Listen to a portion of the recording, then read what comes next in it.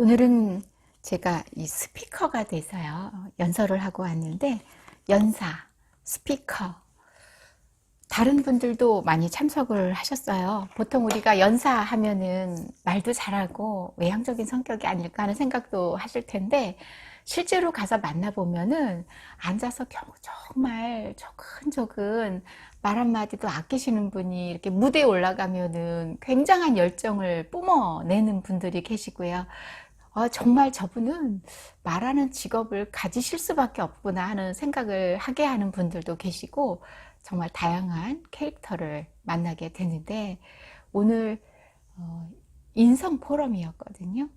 초등학생들에게 나와 너와 우리 소중하게 엮어가는 관계에 관한 이야기를 인성이라는 큰 흐름으로 이제 파악해주는 그런 시간이었어요.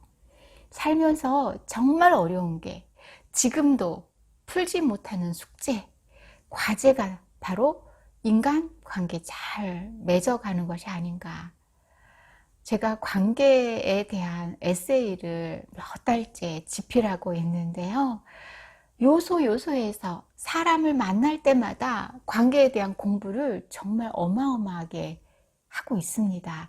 오늘도 역시 학생들에게 나와 너와 우리에 관한 이야기를 하러 가면서 제가 함께 참석하신 연사분들에게 관계에 대한 공부를 학습을 하고 온 날이었어요. 어느 분이 명함을 주시는 겁니다. 우리 명함 돌린다고 표현하잖아요. 명함을 쫙 이렇게 주시면서 그분은 이제 꼭 명함을 원하지는 않지만 보통은 주고받는 거잖아요. 명함도 관계를 형성하는 데 굉장히 중요한 수단이 되는데 어느새부턴가 저도 명함을 안 가지고 다니는 거예요. 그리고 강연할 때 간편하게 백 같은 건 놓고서 간편하게 참석하는 경우가 있어서 받기만 할 때가 있는데 그럴 때마다 아유 받기만 합니다 하고 받는 경우가 있었어요. 그런데 한 분이 어머 죄송합니다. 명함을 안 가져왔어요. 차에 뒀어요. 그러세요. 여기까지는 저와 비슷했습니다. 그랬는데요. 강연 마치고 나서 그분이 어디론가 막 가세요. 그래서 화장실 혹시 급해서 가시나? 뭐 이런 생각을 살짝 했었어요. 왜냐하면 마치고 나서 간단하게 티타임을 가지려고 했거든요. 그랬는데 그분이 금방 오셨어요. 명함 가지고 온 거예요. 차에 명함 있어서 가져왔다고 하면서 이렇게 주시더라고요. 제가 그걸 받으면서 와, 세상은 배움터고 모든 사람은 스승이다 라는 이야기를 제가 참 자주 쓰거든요. 또 하나의 스승을 만난 겁니다. 관계에서 잘 맺는다고 말을 해요. 엮어간다고 하거든요. 이 그물망이라고 하기도 하고. 그래서 네트워크 쿼션트라는 말을 해요. NQ 지수. 그러니까 네트워크를 어떻게 잘 맺어가는가. IQ, EQ처럼 NQ가 높은 분들이 있습니다.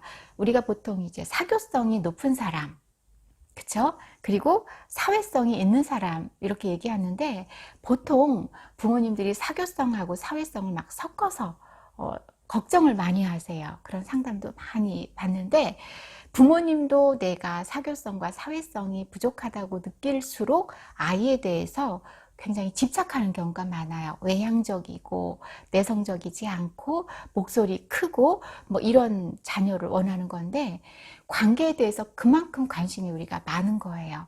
저도 앞에서 고백했듯이 여전히 관계에 맺는 것에 대해서는 숙제처럼 가지고 있고요. 연습이구나, 학습이구나. 실수하고 또 잘 맺어나가고 또 어떤 때는 실수하고 이러면서 관계에 참 어려움을 느끼기도 해요.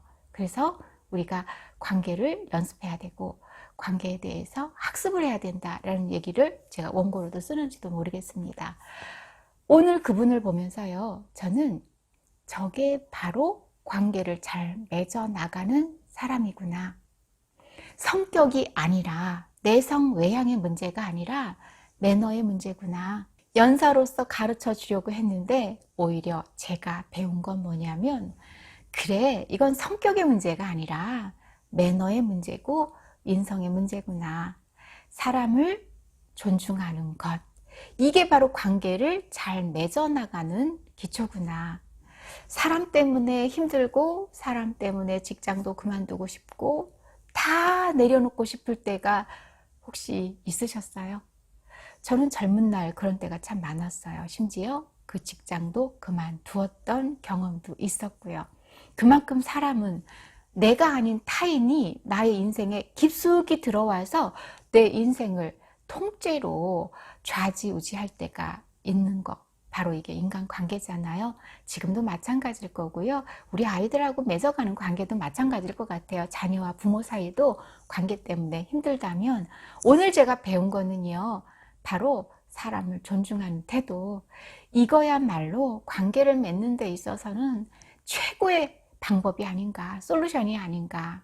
인간관계에서도 사람의 관계가 익어가는 관계였으면 좋겠다는 생각을 단풍 보면서 오늘 올라오는 길에 단풍 보면서 그런 생각했어요. 그런 얘기도 들었습니다.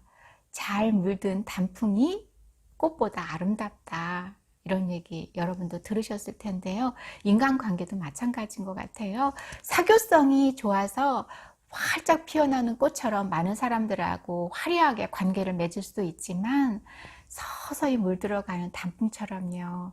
그렇게 관계를 녹익어 가도록 만드는 거. 명함 차에 두고 왔습니다 라고 마치는 것과 명함 차에 두고 와서 죄송합니다 한 후에 일정을 마치고 뛰어가서 가져오는 정성.